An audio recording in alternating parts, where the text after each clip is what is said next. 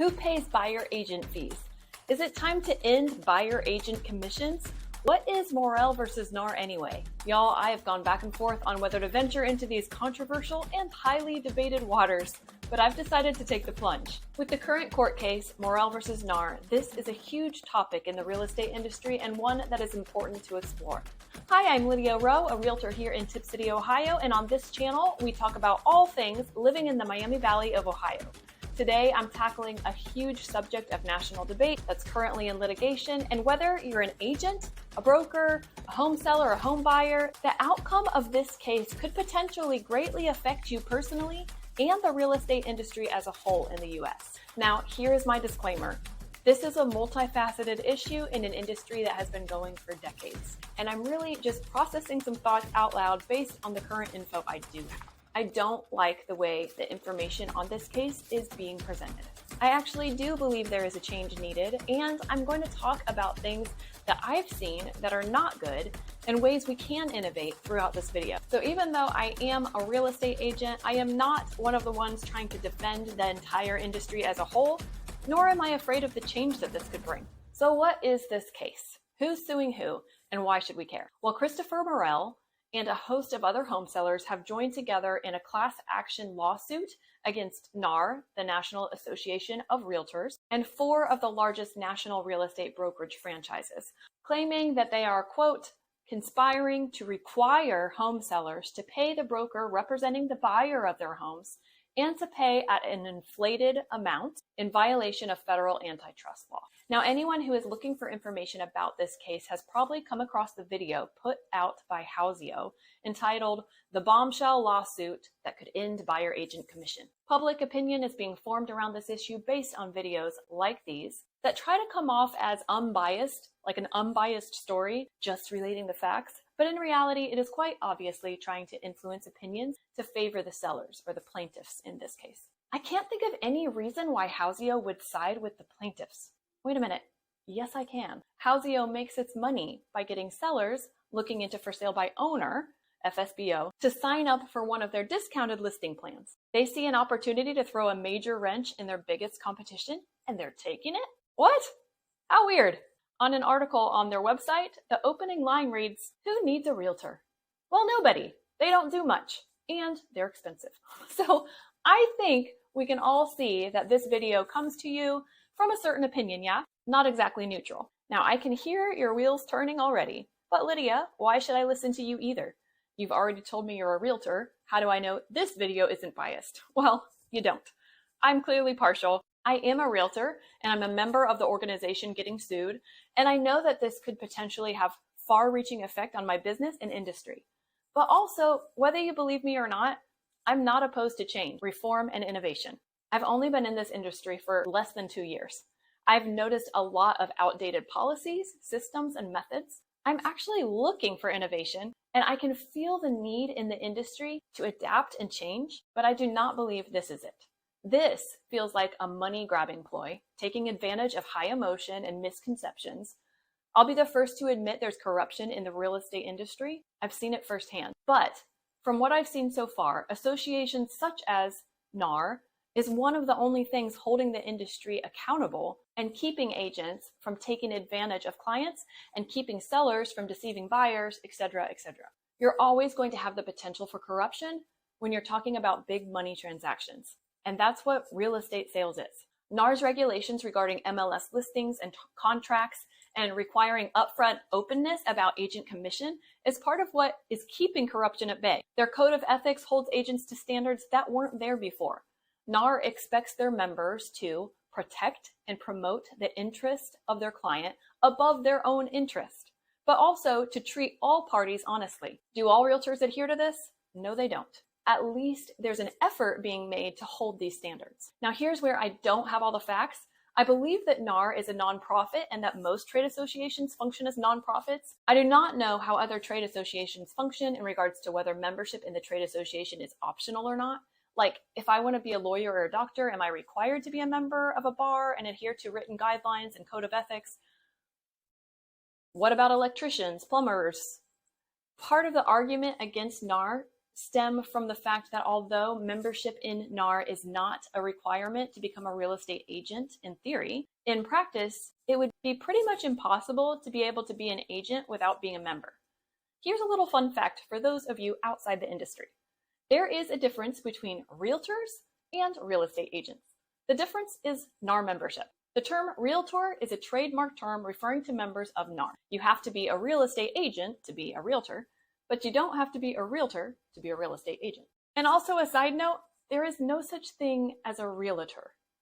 That's just not a word. So in theory, NAR is an optional upgrade for real estate agents who want to be held to a higher standard and a common code of ethics. However, in practice, here's how it plays out. In order to take my test in Ohio to become a real estate agent, I have to have a brokerage sponsor me. Most brokerages require membership in the local real estate board. One of my first steps as a newly licensed agent was to join the Dayton board, pay their new member fees, and maintain membership through membership fees. If I want to practice real estate in Cincinnati or Columbus as well, I need to also join their local boards. In theory, I could do all of this but not join NAR and not be called a realtor, but just be a plain old real estate agent and not have to adhere to NAR's rules and regulations, but only adhere to my local board. But here's the kicker. Most boards require their members to also be members of NAR. So in reality, if you want to practice real estate, at least around my area, you have to maintain membership in NAR. Now, I personally would likely maintain membership even if it was an option not to. Kind of like companies who go the extra mile for certain third-party safety rating memberships or ethics and accountability. I do wonder if this case would have come as far as it has if membership in NAR were optional, though, practically, not just in theory. Okay, well, let's continue.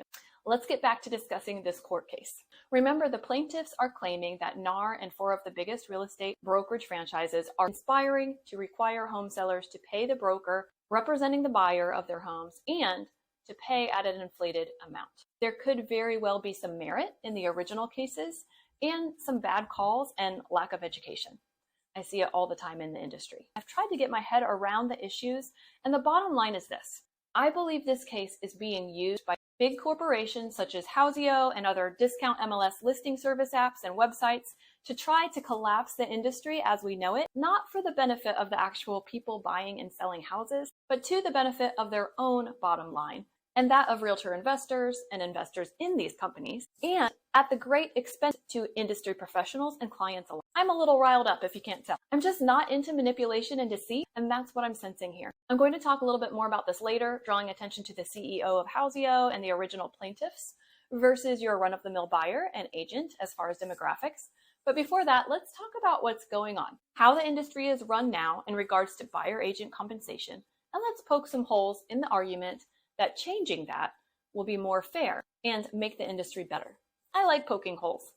Let's do it. Right now, the norm in the industry is that the buyer's agents, those who represent the buyer's interests in real estate transactions, their commissions are paid out of the listing agent's broker's commission that comes out of the sale price of the home. I know that's a mouthful. It's been often referred to and looked at as coming out of the seller's profits at closing, but that's not really accurate. Because of this, some buyer's agents have marketed their services as free to buyers. That's a bit of a wordplay, and it's now being discouraged. But essentially, the idea behind it is that buyers won't pay more or less for a house, depending on whether they're represented by an agent or not. The sales price and what buyers bring to the table is the same whether they choose to have their own representation or whether they choose to allow the seller's agent to be a dual agent. This is good for buyers since typically buyers have closing costs of like $8,000 plus, as well as down payment money to cough up in order to be able to purchase a home. This is good for sellers because in order to sell a house for the most profit, you really need exposure.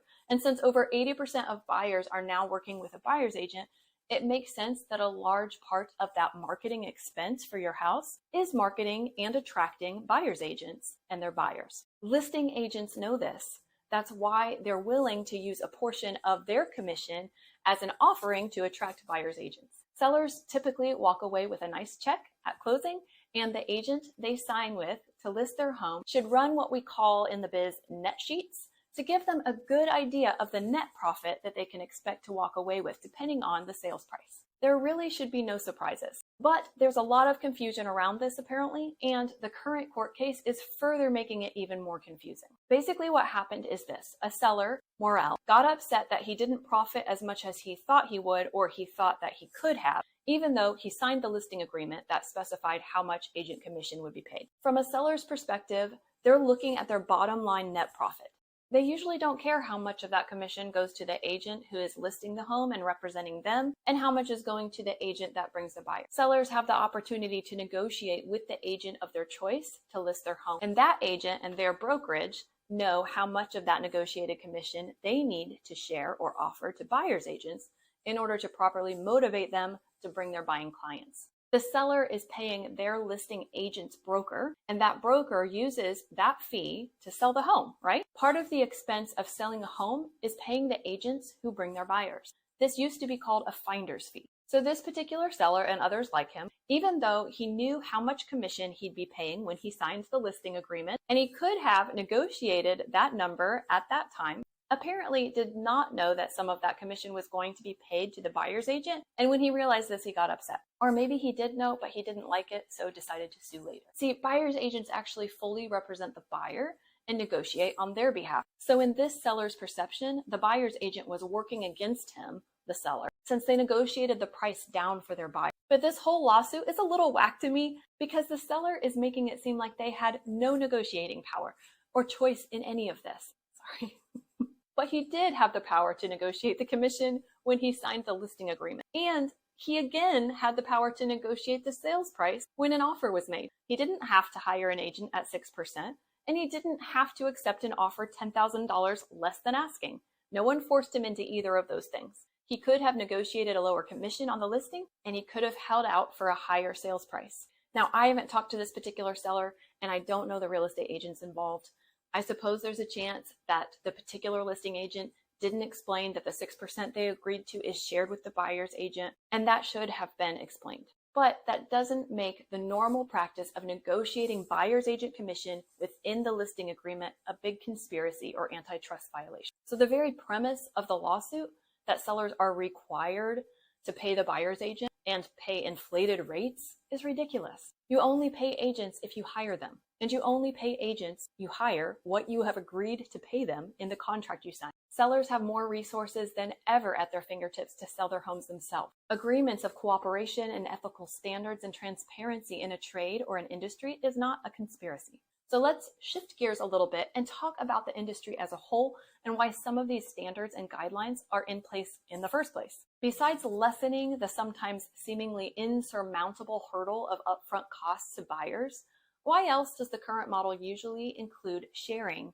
the negotiated listing agent commission with the buyer's agent? Well, listing agents get contracts signed and establish this client fiduciary relationship with their selling clients before spending their time and their resources on marketing the house. Buyer's agents, on the other hand, have a lot more risk. Unless a buyer signs a buyer's agent agreement, which is rare right now in the Dayton, Ohio area, and I'll talk about that more in a little bit, a buyer's agent has no guarantee of payment from their buyer clients until a purchase contract is accepted. I've talked to agents who have showed 100+ listings to a client only to have that client purchase their home through another agent or an auction or a for sale by owner that don't offer commission. I know, sob story.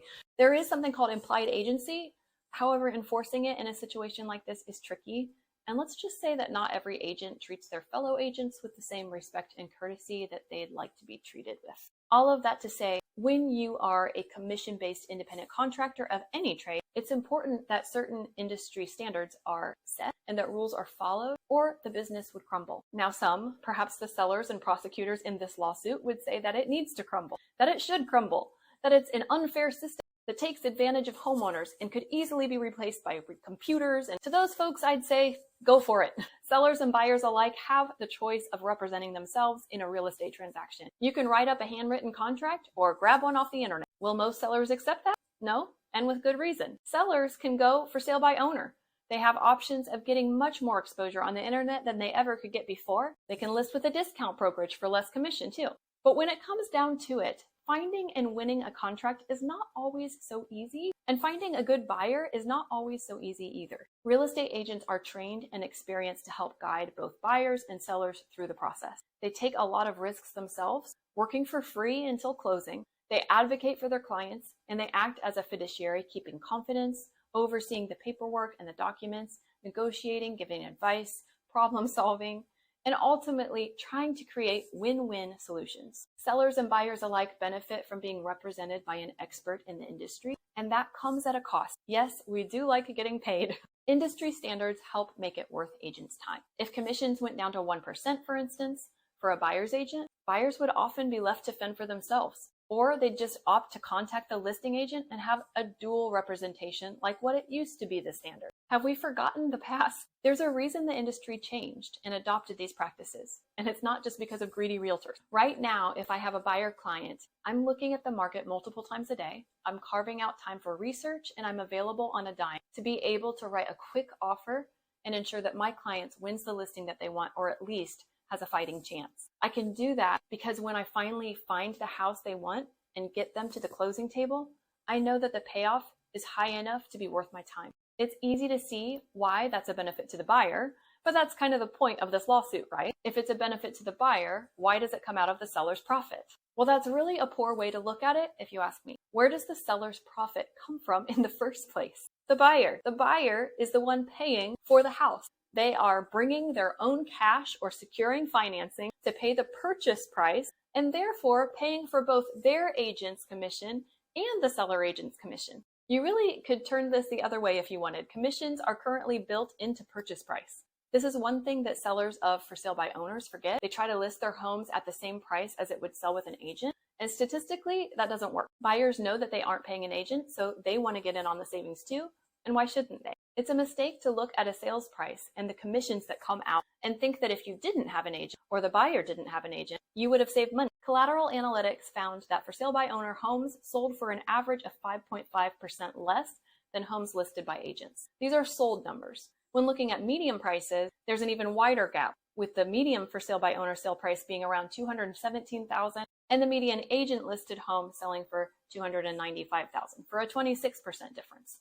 Now, I don't think that one is as accurate because the higher the sale price, the more likely someone is to use an agent. But regardless of what numbers you use, it is statistically proven that homes sell for more when listed with licensed agents. So a seller looking at their closing statement and feeling taken advantage of because they think that they could have or should have pocketed that commission is really unfounded. Now, there are always exceptions, of course. Moehrl in this lawsuit is assuming that the buyer of his home would have been willing to pay $10,000 more for it if they didn't have an agent, and that buyer would have found his home in the first place, wanted to negotiate on their own, or have been willing to pay an agent out of pocket on top of the entire full price purchase price. These are pretty big assumptions. More likely, the buyer would have offered even lower a price if they had to come up with the money out of pocket to pay their agent instead of rolling it into the purchase price, or they might not have been able to afford to buy his house at all. So the issue becomes the lines on the closing statement, showing who's paying what and showing the agent commissions as a debit on the seller side.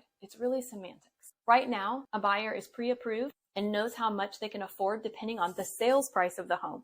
If that changed and now buyers have no idea what the seller is willing to pay in agent commissions up front, or whether they're going to need to pay that out of pocket, the buyers won't really know what they can afford until a contract is written and commission is negotiated. If they need to pay a buyer's agent out of pocket at closing instead of paying them through financing the sales price, are they just all of a sudden going to be able to afford more? No.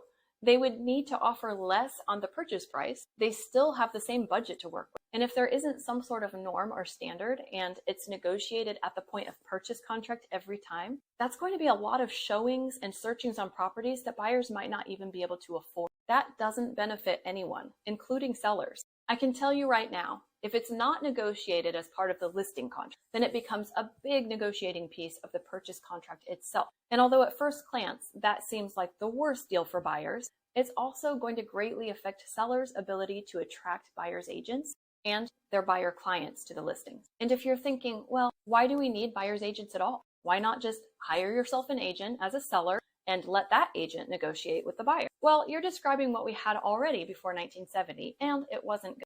And if you're thinking that buyers can self-represent and or use discount brokerages that work on 1%, for instance, do you as a seller want unlicensed, unscreened buyers coming through your house? Ones who can't even maybe afford your house? Are you okay with a contract pulled off the internet that neither the buyers or you understand? Is that going to protect you as a seller? Do you want to be the one dealing with the buyer's emotions, issues that come up after inspection, cold feet, and all the things that come up? You aren't going to get the same level of service from a buyer's agent for 1%. I'll say it again, that's not sustainable without sacrificing service. I know how much it costs to maintain licensure, to keep up to date on the market, to put the time and energy into clients and follow up and due diligence and working out problems and coming up with solutions. It's a lot. And if a seller wants to go for sale by owner to save themselves from paying agents commission, they have always had that prerogative. But from what I can tell right now with this lawsuit, the sellers suing NAR are wanting to have their cake and eat it too, so to speak. They want to have the convenience and expertise of a listing agent. They want the exposure of the MLS, and they want buyer's agents to bring their buyer and take care of all those details, but they don't want to pay for it. They expect the buyer to pay full price for the house, out of which comes the seller's costs, including their agent's commission. Let's not forget, sellers don't pay their listing agent's commission up front. They use the buyer's money from the purchase price. They use money from the buyer to pay an agent who worked against the buyer by representing them as the seller. So they expect the buyer to do that, plus pay out-of-pocket expenses like the down payment, the closing costs. And now, instead of rolling buyer agent commission into the purchase price and being able to finance that over 30 years, you're also asking them to bring that out of pocket in addition to the purchase price. You're shooting yourself in the foot. Buyers are struggling enough as it is to come up with all that cash. They aren't getting a fat payoff of equity like sellers do. And if they want a house and can't afford to pay an agent in addition to all the other things, you're effectively asking them to enter into a huge contract and a large transaction without proper representation and counsel. Now that's some lawsuits waiting to happen. What's actually going to happen is one of two things, or both. Listing agents will continue to negotiate the full 6% commission rate, knowing that they're likely going to need to act as dual agents if the buyer doesn't have representation, and doing the work of both sides of the transaction, and or sale prices will go down because buyers will need to figure in their buyer's agent commission on top of the sales price. It's not like the prosecution wins and now all of a sudden sellers just get to pocket as profit the commissions that have been built into sales price, and buyers just need to figure out how to pay more for houses. That's not how this business works. Buyer affordability drives sale prices. All these factors affect each other. Some of this could be solved with buyer agency agreements becoming more of the norm in the industry. I talked about that a minute ago. I'm an advocate of this. The benefit of these contracts is establishing that clear client fiduciary relationship with all of the benefits that come along with that. It makes it very important for buyers to find a realtor that they like and that they trust. It would eliminate agent hopping. There's a lot of buyers who would do this and be glad to do it. They realize the value of an agent and they'll adjust offering prices on listings where the seller doesn't want commission taken out of the sale. There are other buyers too who don't understand the value that an agent provides and will opt to go it alone. I'm actually okay with that too. Go for it. Just like a seller can go for sale by owner.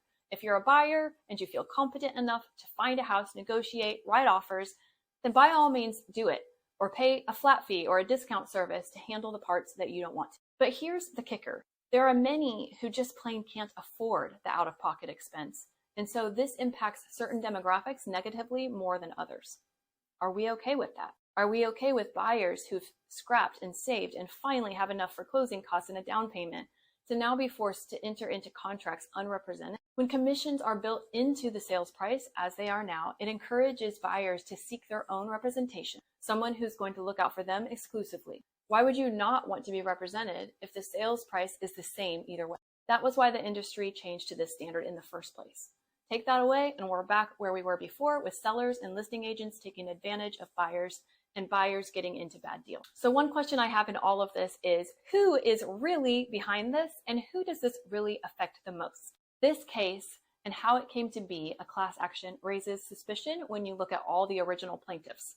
Almost all successful business leaders, possibly real estate investors?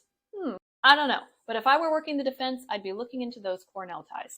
Now that it's become a class action, I'm sure that they have a much more diverse group of plaintiffs. However, I'm always interested in origin stories, and I have some suspicions about this one. The videos that have popularized this case, and is for sure educating the public at this point, is being put out by a few select sources, including Houseo, which I talked about at the beginning of this video. The founder, CEO of Houseo is this man. He started the company to help real estate investors save money. as stated on the website, at least as of the date of this video. And previous to this, he had extensive career in finance. He was the executive director at JP Morgan in Manhattan and has a master's in computer science from Drexel and an MBA in finance from Cornell. Let's just say he's doing okay. Hausio and companies like it have much to gain if the plaintiffs win this case.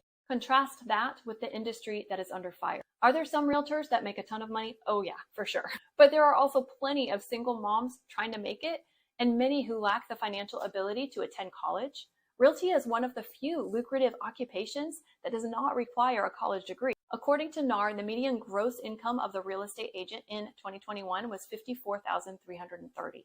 Most agents are independent contractors, having to factor in at least 30% of that going to taxes. On top of that, you have board membership fees, continuing education, licensure, marketing, office, CRM expenses.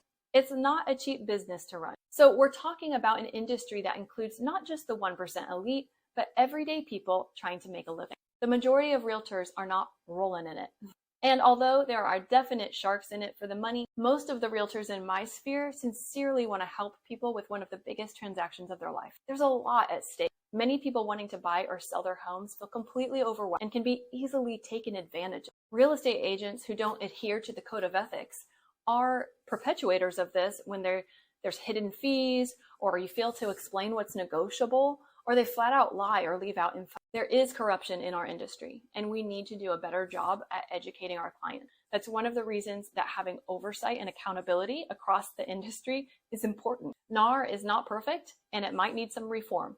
Maybe there's even some major issues. I don't know. But using unfounded and exaggerated arguments and a ludicrous amount of money to cripple an American industry that supports a diverse population in order to line the pockets of big companies in the name of reform is just not okay. This is my opinion based on limited facts and subject to change as more facts surface. Although I have stake in the game, as I said before, I'm totally open to needed change and reform and innovation. This one just smells fishy to me. This is a case of misrepresentation and manipulated perception and semantics, really. The real estate industry needs to be based on win-win transactions. Anytime anyone gets greedy and wants to stick it to the other side, we all lose. Okay, so there you have another side to the story of this hot topic in real estate. I'm thankful that the ball has started to roll for discussions and investigations and possible solutions. I just don't trust the motivation and origin of this particular loss. Feel free to leave a comment, just keep it civil.